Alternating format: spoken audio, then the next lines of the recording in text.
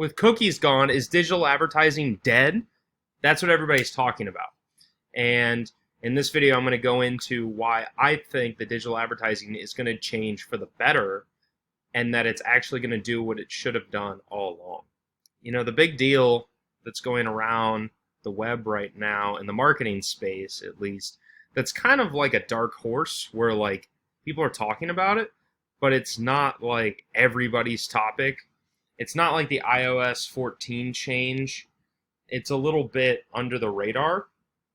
And basically what's happening is all the big companies, Facebook, Google now, is removing third-party cookie tracking. And basically what that means is that the ads that follow you around, like these ads right here, like display ads, whether they're in video format, etc., when you've already visited a site, so you've already gone to Fiverr, for example, and you tried to buy something like I have recently, they're sending me more ads so I can return to their website, and it's going to increase their brand awareness and get me going toward an action faster. Same with like some of these ads, and they're not always display. It's also just any retargeting. You know, like on Facebook, you get these personalized retargeting ads that kind of seem creepy sometimes, or you know, you see them on Instagram, Snapchat, Twitter, you know, all the major platforms, YouTube. So it's not that retargeting itself is necessarily going away, but a lot of it is. And it's going to become more and more important to build your email list and to get in front of people in a meaningful way. And basically what people are talking about is that behavioral targeting is basically going to be slowly fading out, or it's not going to be as accurate, and therefore there's going to be other ways that advertisers have to get to their audience. So before we go too deep into this, just to give a quick overview for people who don't know, and I'm not going to make this like a lecture, you know, from some academic hall when you were back in college. I'm going to try to make this easy to understand. So there's a lot of blogs out there, you know, contextual versus behavioral targeting. And basically contextual targeting is based on like the content somebody's looking at. And I think it goes beyond website targeting. I think it's billboards that are in the right area, or like when you're in a shopping center and you see ads that are related to the stores that are actually around you. That type of advertising can be contextual as well. So, for example, when you're on a website about marketing, you know, you want to see marketing ads. Or like this, women's health, you want to see something that is health related. You don't want to see something that isn't related to the website as a user, because A, if it's following you around like some of the Fiverr ads I was getting on here with ultimateguitar.com, they're creepy. It's not Ultimate Guitar's fault. It's just that Fiverr's chasing me around the web until I buy something. They keep reminding me of their brand. And I've tried to block these ads before myself because it's like I don't want it. But if I was on an advertising site, maybe I'd be more apt to be like, okay, well, I am looking at advertising. Maybe this would be a good service, whether it's retargeting or not. And so the way advertising, I think, is going to shift is going to be more toward this type of advertising. But then let's look at behavioral targeting, which basically kind of goes like this. So like somebody visits a website and then they take some of their interests using cookies. Cookies are just like data files that basically track like certain features of like how you were browsing the site, meaning like, you know, where you were coming from, what kind of, you know, browsing interests do you have, when did you do it, all that sort of stuff. Now, I don't know all the ins and outs of every single cookie that's being tracked, but what I do know is that the more cookies that are tracked, the more people can follow you around the web, and they can make precise approximations when you're going to buy something. And then they get in front of you, and then that's how they capitalize on that. Now, where this goes wrong is like when they send out the retargeting ads and people aren't interested. And a lot of people are talking about, you know, like which one's better, or like which one should you go with now that third-party cookies are being out, and then, you know, contextual targeting is now becoming a lot more popular. And so the idea is that behavioral targeting is tracking somebody's behavior, what sites they're going to and stuff like that. And you might think, well, that's really good because that's showing their intent. They're doing it. It's not just that they're viewing the site, but actually, when you view a site, unless it's accidental, which usually you just back away, right? If I'm on YouTube, I'm in the mood for watching videos. And if I'm specifically on a channel about guitar, I'm in the mood to, listen to guitar, learn guitar, or watch somebody play. And so if I see an ad about a musician or guitar, it makes a lot more sense than seeing something about food or working out. It's not something I want to deal with right now. And now we're in a fast-paced world where you see hundreds and hundreds of ads a day, whether you engage with them or not. And, you don't want to deal with certain things at certain times. It's not very efficient. And so, like for me, I work during the day, a software job, and then, I'll do my business stuff, and then I will do some music stuff after that. And so I want to see my music ads later in the night.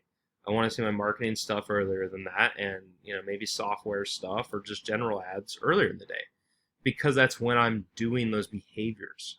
That's when I'm taking part in those niches. And so behavioral targeting is powerful because it's showing intent, people are clicking, but at the same time, it doesn't really make a whole lot of sense in terms of like what is ideal.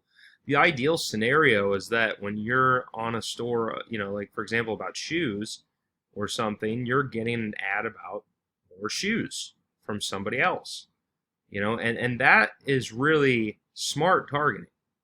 It's putting, for example, placing an ad for dishware on a recipe site or an ad for running shoes on a running forum. It's perfect for those people. So not only does it show intent, because they're on the running forum because they're interested in running and they're learning about running or they're learning about an event, and they're probably going to use shoes for that event. And if it's about running shoes, that's even better, right? So you can get really targeted with the placements. That's why YouTube ad placements are amazing, because they're so targeted. You can't get that on Facebook. You can't get that on Instagram. You can get what people are behaviorally engaging with, and over time that's effective, but it doesn't always work. And with Google, the Google Display Network and YouTube placements and some other ad formats like native ads, you can really control where your ads show up and where to optimize. And that's why I think contextual targeting is going to be the new trend. And partly it's because people are saying it's going to be, and I believe it. And there aren't too many other options right now. And who knows, maybe they'll reformat how contextual and behavioral targeting is. But I think where it's really going to go is that when you're on a site, that's related to whatever the topic, like guitar, I should be seeing guitar ads or musician ads. I shouldn't be seeing Square or whatever this is, cat food, or like that has nothing to do with when I'm browsing. So I'm just going to ignore it. And a lot of people have banner blindness, and part of it is just because it's not relevant. This has nothing to do with what I'm doing, so I'm just going to look at these. I'm not even going to look at this. But if it was something like, improve your guitar playing, or, it was an album sale, or it was something related to some of these bands that are up here right now, that would make more sense. And the thing is, more advertisements everywhere doesn't necessarily mean more effective. So going into, the end of the second half, it's not the end, of 2021 and into 2022 and beyond, I would say if you're used to doing behavioral retargeting, which I was obsessed with for a long time, marketing my music and marketing, affiliate marketing, and digital consulting services. And what I would say is the behavioral targeting is amazing, but it's also not super ethical from how the ad companies have handled it, and people don't really like them. So even though it's powerful and it shows intent and it's very measurable, you can get the same results with contextual targeting. I believe that. I don't have any raw data to prove it. There are studies out there where people have done it, actually, and they show it's more cost effective. Because when you do contextual ads, look at all the ads that are going out here. I mean, they're everywhere. Over here, sometimes they're at the bottom. And it's like, these ads can be everywhere. There's so many sites. And actually, display ads take up 95% of, browsing users on the internet. So, it has a lot more coverage. Like for Facebook ads, you got to be on Facebook or Instagram, because those are the properties they own. It may be the audience network sites or parts of their apps like Messenger and stuff like that, but those tend to not be as effective, according to a lot of studies. And there's no context. Like if you're talking about cat food, for example, Facebook has nothing to do with cat food unless you were watching a cat video, but they don't have that. And that's where YouTube's amazing and Google's amazing. It's all about context. Even with search, it's always been based on intent, but instead of going from intent, you're now going with the context of that intent. So it's kind of a combination, right? So, if you go to like some beauty website and you look up like beauty products, and who knows, maybe I won't get the ads that I want, but as you can see, these are relevant ads.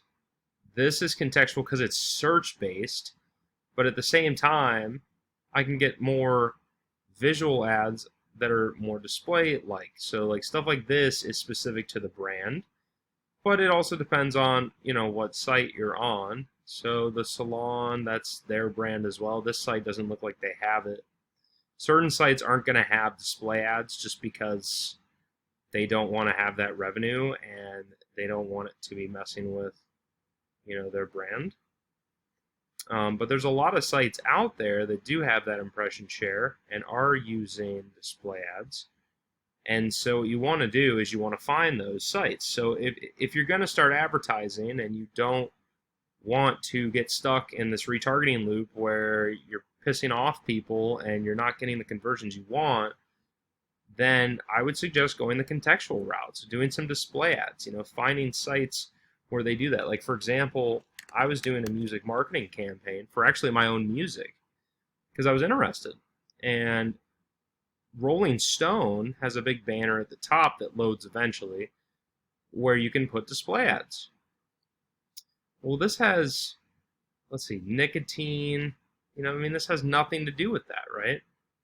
These ads up here have nothing to do with it. This is the guy that follows me around all the time for YouTube ads. But again, this has nothing to do with what I'm looking at right now if I'm a music fan.